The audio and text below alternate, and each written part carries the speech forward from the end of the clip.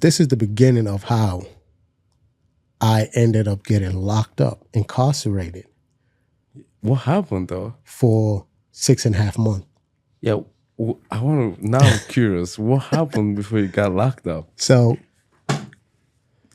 I remember staying at this guy's house. Yeah. And whenever there's nobody home, I'll just play video game. I get hungry. I go in the kitchen to, make a quick sandwich or whatnot. And in the sink, right? Yeah.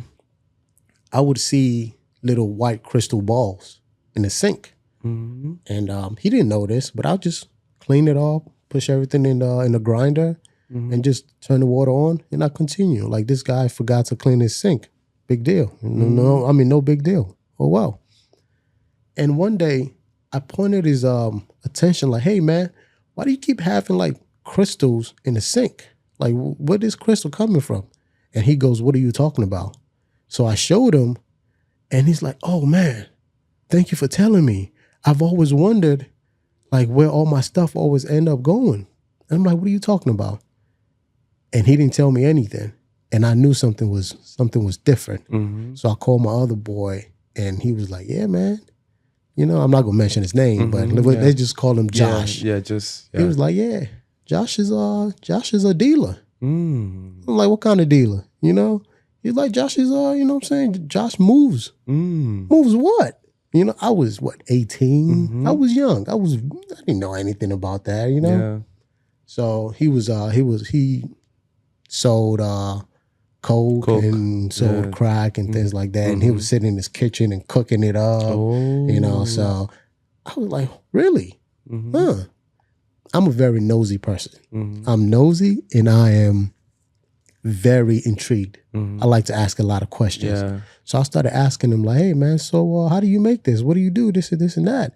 And he goes, are you interested? I'm like, no, I'm not interested, not at all. I just want to know because I see it in the movies, I see it on TV. Like, I'm interested. How do you? No, I'm curious. So he wasn't trying to teach me because I said I wasn't interested. Yeah. Right. But I remember this one time, I opened his closet and I saw a stack of money. I've never seen that much money in my life. Whoa. And it was like, just asking him how much it was then, it was probably like $50,000 or $60,000 in his closet. The most I've ever had in my account at 18 was about $1,500. So 60,000 to me was like, whoa. I'm like, how did you put that together? He wouldn't tell me. So I started like telling my friend like, yo man, how did he do it? And my friend would tell me like, yeah, he sells this and this and that. Growing up, that was not something my mother, instilled in us. Selling drugs, it's an absolutely no. So I knew I shouldn't be hanging around with some of those guys like that, but it was fun, how we would just spend money and go about places. So to speed things up, it was a he had a girlfriend that was in Southern Maryland, and we would always tag along to her house. And I remember this one night, he asked me, he said, hey, listen, we're going to go to that girl's house. They're having a party over there. I don't want to have all this stuff on me. Just have it on you, like hold it for me. So I took the jacket, I put it on, and I felt the pocket. There was some stuff in the pocket, So we get to this girl's house, and he comes up to me. He was like, hey man, the stuff in the pocket, put it in your butt. Like, what do you mean put it in my butt? He was like, no, put it in a crack of your butt. You know what I'm saying? And I'm like, my guy, what are you talking about? You on some Diddy stuff right now, my guy? Like, nah, bro, ain't nothing going up there. Wow. So he was like, no, don't put it up there. Just, don't leave it in your pocket just in case, something happens. And I'm thinking to myself, like, nah, bro, this is not what I'm trying to subscribe to, bro. Like, nah, ain't nothing, nah, I'm not putting nothing in my ass. Nah, I'm not doing that. So I told him like, yeah, I'll do it. You know what I'm saying? So, just in case somebody run in the house at the party and try to rob us, and they pat us down, or police pat us down, you know what I'm saying? They don't find anything. So I was like, yeah, just to shut him up. I didn't do it. I left it in that jacket pocket. So we went to the party, and after it was supposed to be a party, but it was like a few guys just in the house. So while we were at the house, they were upstairs, and I started hearing arguments. Like, things get thrown around, they yelling at each other, and we just looking at each other like, when my other friend is there with us, we just looked at each other like, yeah, that's none of our concern, just let them be. They always get into an argument, they always figured it out. Just let them be. So we stayed downstairs, and she comes down and she says, I have to run to the store. I'm like, okay, why are you telling us you have to run to the store? So she left. She walked through the kitchen and she left. 20 minutes later, or 30 minutes later, I should say, there was a knock on the door. And the door doesn't have a peephole. And I'm like, okay, who is it? And she says her name. And when she says her name, I had a hoodie on. And you know how you have a hoodie and then you have the jacket over the hoodie. So that's how I was dressed. So I asked who's at the door, since the door doesn't have a peephole, and she called out her name like, yo, it's so, open up. So I reached to open up, but I just cracked the door just to see who it is. And as soon as I cracked the door, I couldn't see anybody. All I saw was a flashlight and the barrel of a gun. So I was scared. So I tried to shut the door.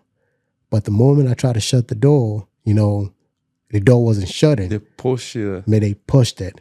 Ooh. So I'm like, oh, snap. I'm thinking about a gun. So I turned around to run, and there was a guy, and the person that had the gun held me by my hoodie and just yanked me down, like hard. And everything? No, everything was still in my pocket. Oh. So yanked me down, and then I looked up, and I realized we were not getting robbed. It was the police. The police were called because somebody made a call that there was black guys inside the house that are holding my baby hostage because she had a little infant upstairs.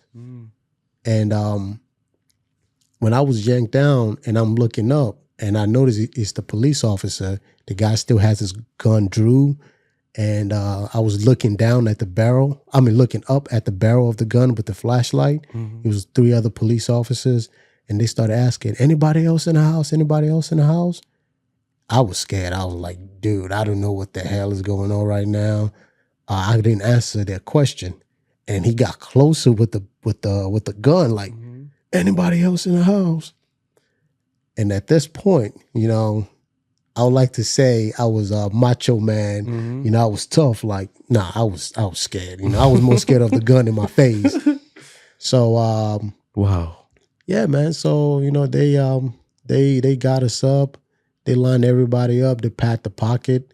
They patted me down, and they brought out what was in my pocket. And at that point, it was like, you're going down, buddy. This is a controlled substance, So they pat me down, they pat my other friend down, and they patted him down. And he just had a little amount of money on him, but it was folded up, like, in a rubber band. So they just automatically was like, oh, this guy's a selling. They came here to sell. So they charged us with a few crimes and things like that. So this was in Southern Maryland, right? So they take us down to the jailhouse, and the next morning we saw a bail, the judge to give us our bond to see if we're gonna get out or we're gonna have a bond.